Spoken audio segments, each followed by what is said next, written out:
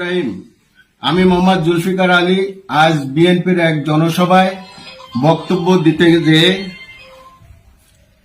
রাজনৈতিক দলের গঠনমূলক সমালোচনা করার সময় তাদের নৈতিকতা বুঝাতে গিয়ে আমি তাদের দলের মানুষের পবিত্র কোরআন শরীফ পড়ে আবার ভাওতাবাজিও করে, পরবর্তীতে তা সামাজিক যোগাযোগের মাধ্যমে ওই দলের লোকজন কাটপিস করে তা প্রচার করে।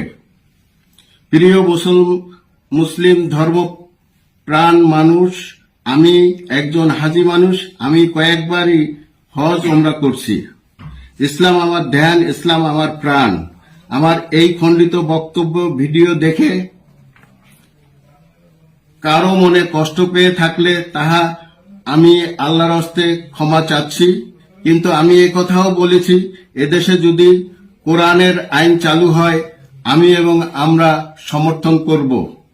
আপনাদেরকে অনুরোধ করব আমার পুরো বক্তব্যটা দেখার জন্য এবং বিশ্লেষণ করার জন্য।